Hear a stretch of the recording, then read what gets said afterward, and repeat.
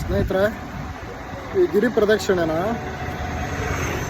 ಯಾವುದೇ ಕಾರಣಕ್ಕೂ ಡೇನಲ್ಲಿ ಮಾತ್ರ ಟ್ರೈ ಮಾಡೋಕೆ ಹೋಗ್ಬೇಡಿ.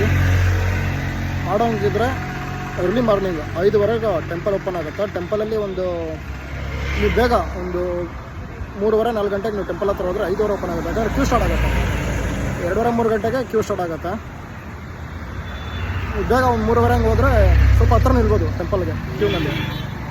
ಸೊ 5:30ಗೆ ಓಪನ್ ಆದರೆ 20 ನಿಮಿಷ ಮ್ಯಾಕ್ಸ್ ಟು ಮ್ಯಾಕ್ಸ್ ದರ್ಶನ ಮುಗಿಯುತ್ತೆ. ಸರಿ, ಅಲ್ಲಿ ಜಾಸ್ತಿ ಟೈಮ್ ವೇಸ್ಟ್ ಮಾಡಿದ್ದೀರಾ ಆಚೆ ಬಂದುಬಿಟ್ಟು ಪ್ರದಕ್ಷಿಣೆ ಸ್ಟಾರ್ಟ್ ಮಾಡಿಬಿಡಿ. 10 ಗಂಟೆ ಒಳಗಡೆ ಮುಗಿದ್ಬಿಟ್ರೆ ಒಳ್ಳೇದು. ನಾವು ಮಾಡಿದ ಮಿಸ್ಟೇಕ್ ಏನು ಅಂದರೆ ಟೆಂಪಲಲ್ಲಿ 1 ಅವರ್ ಟೈಮ್ ಸ್ಪೆಂಡ್ ಮಾಡಿಬಿಟ್ರೆ ನಾವು ಅದೇ ಮಿಸ್ಟೇಕ್ ಆಗಿದೆ. ಆಚೆ ಒಂದು 7 ಕಿಲೋಮೀಟ್ರ್ ಏನು ಪ್ರಾಬ್ಲಮ್ ಇರಲಿಲ್ಲ. 7 ಕಿಲೋಮೀಟ್ರ್ ಆಗ್ತಿದ್ದಂಗೆ ಫುಲ್ ಬ್ಲಾಸ್ಟ್. ಒಂದೊಂದು ಹೆಜ್ಜೆಗೂ ಯೋಚನೆ ಮಾಡಿ ಇರೋ ಥರ ಆಗ್ಬಿಟ್ಟಿದೆ. ಇನ್ನೂ 3 ಕಿಲೋಮೀಟ್ರ್ ಹೋಗ್ಬಿಟ್ಟು ನಾವು ಇವಾಗ ಕಾಲೆಲ್ಲ ಫುಲ್ ಬಗ್ಗದು ಬಂದುಬಿಟ್ಟಿದೆ. ಟೈಮ್ ಹೋಗ್ತಾ ಬಿಸಿಲು ಜಾಸ್ತಿ ಆಗ್ತಿದೆ. ಸಿಕ್ಕಾಪಟ್ಟೆ ಕಷ್ಟ ಅನಿಸ್ತಿದೆ.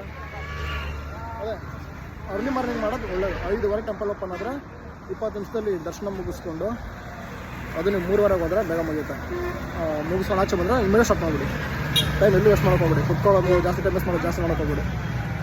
ಬೆಟ್ರು ಏನು ಹೇಳ್ತಿದ್ದೆ ಅಲ್ಲ, ಇದು ಫ್ರೀ ಟಿಕೆಟ್ ಬಂದು ಫ್ರೀ ದರ್ಶನ ಬಂದು ರಾಜಗೋಪುರದ ಹತ್ರ ಲೆಫ್ಟ್ ಸೈಡ್ ಒಂದು ಗೋಪುರ ಬರುತ್ತಲ್ಲ, ಅಲ್ಲಿ 50 ರೂಪಾಯಿ ಟಿಕೆಟ್ ವಿ ಪಿ ಟಿಕೆಟ್ ಬೇಗ ಆಗ್ಬಿಡುತ್ತೆ.